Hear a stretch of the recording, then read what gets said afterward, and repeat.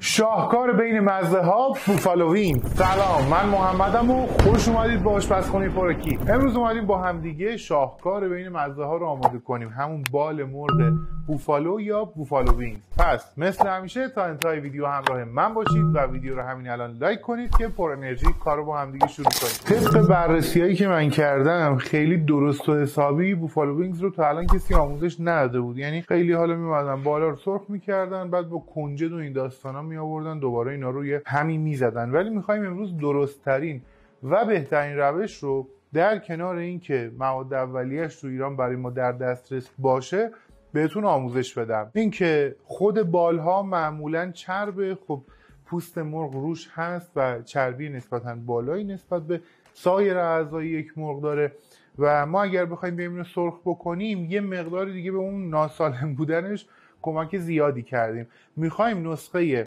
اصلاح شدهش رو با هم دیگه بپزیم، یعنی نسخه‌ای که توی فر یا توی ایر فرایر پخته بشه و میزان چربی کمتری داشته باشه. از طرفی سسش رو خیلی دقیق با هم دیگه درست بکنیم و یک سس هم برای کنارش آماده بکنیم و نکاتی که لازمه رو در حین کار بهتون میگم. پس بیایم بریم با هم دیگه کار رو شروع کنیم. خب من اینجا چند تا دونه کتفم داشتم که حالا به صورت قاچاقی لابلای این بالا قراره بدیم بره بپزه، ولی نکته مهم اینجاست. ما اول باید بیایم این بالها رو مزه‌دار کنیم. فقط حواستون باشه بالهاتون خشک باشه. ما قراره اینا رو وقتی توی فر میذاریم به اون حالت کریسپی و تردش برسونیمش و تکنیکاش رو بهتون میگم. نکته اول اینه که بالهاتون رو باید کامل خشک کرده باشید. حالا با دستمالی چیزی بذارید اینا کامل خشک بشه و بعد بیارید آمادش کنید. اول بهش نمک میزنیم. 1 کیلوگرم بال داریم. برای 1 کیلوگرم بال که معمولا برای مثلا 4-5 نفر کافیه، ما یه چیزی بین 8 گرم تا 10 گرم نمک میزنیم بهش، چون حالا سوسی هم که بعدم میاد بهش اضافه میشه خودش نمک داره. بعد از نمک میایم بهش یه مقدار فلفل سیاه میزنیم. 2 گرم معمولا برای 1 کیلوگرم بالمون بسه و کافیه. توی ورژن خیلی دیگه کلاسیکش فقط همین نمک و فلفل، گاهی اوقات بهش پودر سیر و یا پاپریکا هم میزنن. ما به خاطر اینکه خوشمزه تر بشه اینجا ما هم بهش پودر سیر و پاپریکا رو میزنیم. دیگه پاپریکایی که اینجا استفاده میکنم پاپریکای شیرینه. بخوام بیام مثلا از فلفل قرمز تند استفاده بکنم سوسی هم که روش میاد خیلی تنده و دیگه بیش از حد تند میشه. پس اینجا بهش یه مقدار پودر سیر و پاپریکای شیرین هم اضافه میکنیم. این پودر سیر، اینم پاپریکا. خب نکته مهم برای اینکه بالهامون کامل خشک و کریسپی بشه استفاده کردن از بیکینگ پودره. ما میایم بیکینگ پودر اضافه میکنیم به بالها.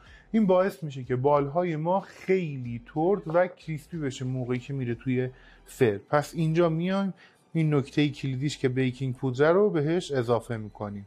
خب من دستکش میپوشم. حالا دیگه حسابی این ادویه ها و بیکینگ پودری که به بالها زدیم رو روش ماساژ میدیم که قشنگ به خورد این بالها بره.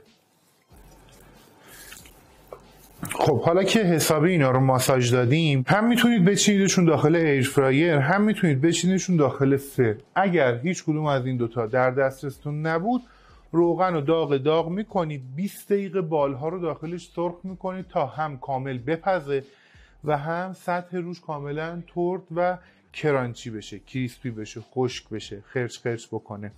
ولی خب وقتی بره توی فر یا ایر فرایر قاعدتا سالم تره دیگه. پس من اینا رو الان میچینم روی توری سینی فر و میدمشون میره داخل فر. حتما از این توری استفاده بکنید که هوا زیر بالها هم جریان پیدا بکنه.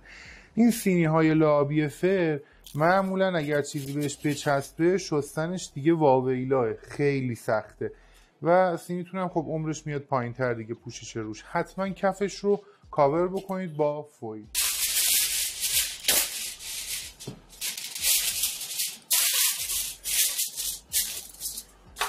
این توری هم میذارم روش.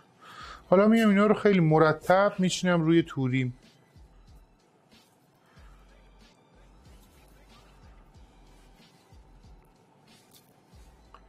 فر رو از قبل گرم کردم روی 200 درجه سانتیگراد و میدم میره داخل فر. حداقل 40-45 دقیقه زمان میبره تا این بالها توی فر کامل بپزه. پس الان انتقالش میدیم داخل فر. برای درست کردن سس خود بوفالو وینگزمون باید حواسمون باشه که این سس در دمدمای آخری که دیگه بالامون آماده است ما باید بریم برای آماده کردنش. همون سس قرمز رنگ تندی که با سس فلفل آماده میشه. حالا نکته این سس چیه؟ معروفیت و مشهور بودن این سس روی بالها از یک سس فلفل تخمیری به اسم سس فرانک میاد. اون سس رو شما توی ایران پیدا نمی کنید. حالا شاید پیدا بکنید ولی گیرتون نمیاد دیگه. حالا خیلی باید بگردید اگر گیرتون بیاد. میتونید از هر سس تند فلفل دیگه ای استفاده بکنید. حالا میتونه گلوریا باشه، میتونه تاباسکو باشه، چیزی که در دسترستونه دیگه. برای 1 کیلو بال 100 گرم 100 میلی لیتر از این سس شما احتیاج دارید. حالا مواد این سس بمونه کنار تا مثلا 5 دقیقه مونده بود بالامون دیگه بخواد آماده شه. اینو آماده کنیم که گرم باشه و گرم اضافه بشه به بالهامون و بالها رو خمیر نکنه.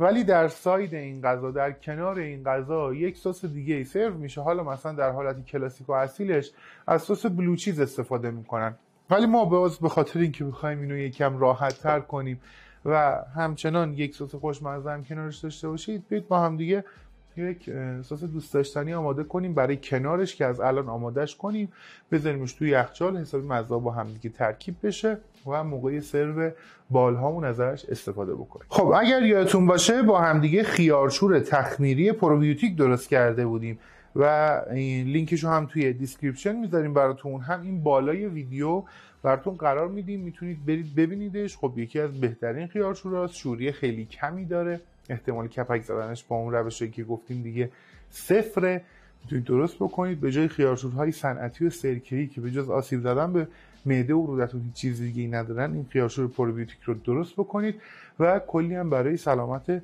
معده و رودتون خوبه و از یبوست جلوگیری میکنه و دیگه از خواص پروبیوتیک ها من نمیگم، خودتون برید سرچ بکنید. ولی این خیارشور همون خیارشور تخمیری پروبیوتیکیه که قبلا درست کردیم. حالا توی این خیارشور اگر یادتون باشه ما هم سیر داشتیم، هم فلفل داشتیم، شوید داشتیم، ترخون داشتیم.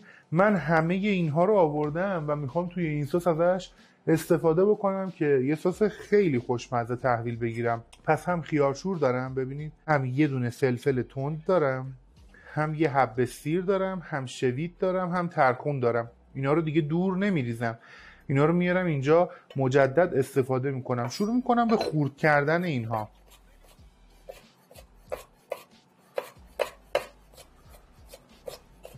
و از تردی خیارشورم نگم براتون دیگه، ببینید کاملا ترد و عالی و الان تقریبا میشه گفت 3 ماهه که از تولید این خیارشور گذشته. دوباره با چاقو یک بار دیگه میام از روی اینا رد میشم، میخوام اینا رو ریز کنم دیگه، ساتوریشون کنم.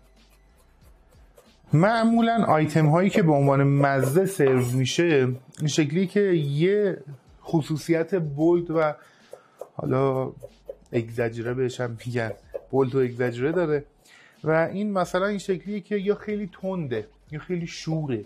حالا شور نه به اون معنایی که مثلا قابل خوردن نباشه، یک مزه غالب توی این هستش، یعنی تندیش بیشتره، شوریش بیشتره، شیرینیش بیشتره. کلا مزه ها بر همین پایه یک آیتم بولد توش شکل میگیره. حالا دیگه دلیلش رو شاید خودتون بهتر بدونید، ولی کن الان اینجا هم میبینید که کاملا این مزه‌ای که آماده میشه تنده، خیلی تنده و همین سوسی که کنارش میاد به خاطر اینکه اینو بالانس کنه، یه مقداری خنثی بکنه این تندیه رو. و 2 تا آیتمی که خیلی مچه و به صورت کلاسیک در کنار این مزه استفاده میشه، هویج و کرفس، یعنی برش های خلالی از هویج و کرفس در کنار این غذا همیشه سرو میشه، صرفا هم به خاطر اینکه اون طعم و مزه تندش رو توی دهن بتونه خنثی بکنه که دهان ما یه جوری پاکسازی بشه و آماده باشه برای حالا یک گاز دیگه از اون بالهای تند آتشی. حالا این مواد خیارشوریمون رو حالا به همراه اون محتویاتی که اینجا ریختم براتون میتونید تو غذاسازم بریزید، اینو حسابی ریزش بکنید یا حتی خیارها رو رنده هم بکنید، ولی دیگه من تصمیم گرفتم اینجا اینا رو ساتوریشون بکنم. بعد از اینکه اینا رو کاملا ریز کردیم براشون میگردونم تو ظرف. یه دونه لیمو ترش، آب میگیریم روی همین متریال، سس کچاپ داریم اضافه میکنیم، سس خردل داریم. ببینید من اینجا خردلم دیژونه، اگر نداشتید از خردل‌های معمولی حالا تو سوپرمارکت‌ها، اینو ایرانیش هم زدن و مهرام میدونم ایرانیشو داره، حالا تهش اینه که ایرانیه رو بگیرید. سس خردل اضافه میکنم، مایونز هم اینجا دارم اضافه میکنم بهش، یه کوچولو پودر سیر، فلفل سیاه، حالا یا عسل یا شکر، هر کدوم دیگه به سلیقه خودتون. من مثلا شکر قهوه‌ای دارم میزنم. اینو میزنیم که بالانسش کنه، اون ترشی آب لیمو، اون شوری خیارشور، همه اینها با این شکر بالانس میشه. شاید فکر کنید مثلا وای حالا این دوتا قاشق شکر نزنیم چه اتفاقی میفته. نه اصلا همچین فکر نکنید، چون واقعا میتونم بگم تأثیر خیلی زیادی روی طعم ساستون میذاره این شکر. پس حذفش نکنید، نهایتا با عسل جایگزینش کنید. حالا اینو ترکیب میکنیم. این شکره تو استراحت کامل حل میشه دیگه.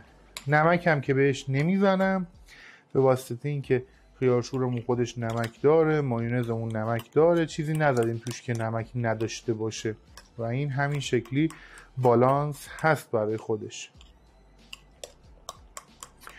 موقعی که این شکلی یک دست شد بذاریدش توی یخچال بمونه برای خودش قشنگ استراحت کنه. خب در کنار اون ساسی که قراره بیاد کنارش سرو بشه، ما هویج و کرفس هم گفتیم میخوایم چون به عنوان ساید این غذا استفاده میشه. سر این هویجا رو میزنیم، سرتاشون رو بزنیم اول، بعد پوستشون رو بگیریم. کرفس هم یه سری نخ داره، اگر خیلی کت کلوف بود این نخها رو از روش بگیرید، همینجور چاقو رو گیر بدید مثلا گوشه های بالایی کرفس بکشید، این نخها از داخلش گرفته شه که موقع خوردن مخصوصا خامش اذیت کننده نباشه برامون. خب مثلا انقدی اوکیه، برم بذارم کنار. حالا همین رو هم بیایید این شکلی برش بزنید، خلالش کنید.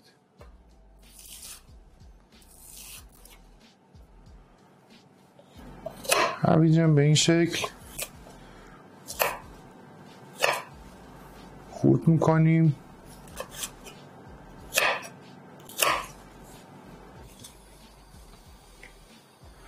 خب من شیرجوشم رو اینجا میذارم رو حرارت ملایم کم، میام اینجا سس فلفلی که دارم رو اضافه میکنم داخلش. بالهای من 2-3 دقیقه دیگه حاضره. به 100 میلی لیتر سسی که داریم 40 گرم کره اضافه میکنم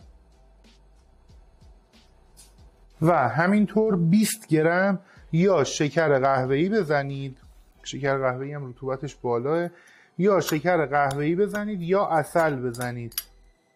حالا اینو دائم هم بزنید، هم کره هم شکر، آروم آروم ذوب بشه، به خورد همدیگه بره، یه دست بشه. حواستون باشه این سستون نباید قل بزنه، یعنی قلقل نباید بکنه دیگه. تنها چیزی هم که اینجا لازمه به این سس اضافه بشه پودر سیره. من پودر سیرش رو هم اضافه میکنم، 2 گرم برای این دستور کافیه.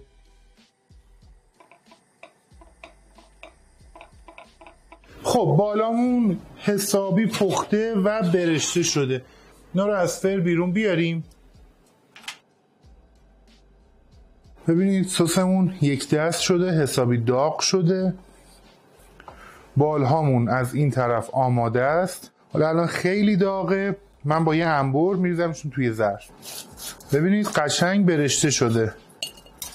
بالها رو برمیداریم، ببینید کف سینی چقدر روغن جمع شده. همین باز کمک میکنه که یه مزه سالمتر داشته باشید دیگه، یعنی این روغنه رو دیگه شما نخورید.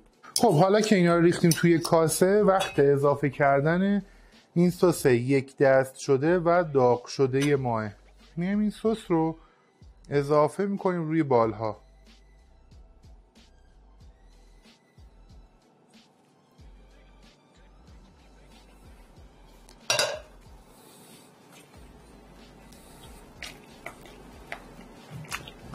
قشنگ مخلوط میکنیم با هم. توی این ورژن کلاسیک و اصیلش خبری از کنجد نیست و همین الان بوفالو وینگز ما آماده است. خب هویج و کرفسمون برای سرو کنار بالها به این شکل بذاریمش اینجا. از این ور این سوسی که آماده کرده بودیم الان حسابی طعمدار شده. برای سرومون جدا میکنیم، میذاریم اینجا. حالا این بال و کتفی که داشتیم رو میچینیم کنارش. کف ظرفتون هم اگر سوسی جمع شده بود دوباره روش بدید که حسابی خوشمزه ترش میکنه. تمومه. اینم از یکی از خوشمزه ترین مزه هایی که میتونید درست کنید و ازش لذت ببرید. مرسی که تا انتهای این ویدیو هم همراه من بودید. اگر از این ویدیو خوشتون اومد حتما ویدیو رو لایک کنید. چنلمون اگر ساب ندارید سابسکرایب کنید. زنگوله نوتیفیکیشن هم روشن کنید که از آموزش‌های بعدیمون مطلع بشید. این حمایت‌های شماست که مثل همیشه راه رو برای ما هموارتر میکنه. تا یه ویدیو دیگه با پورکی بدرود.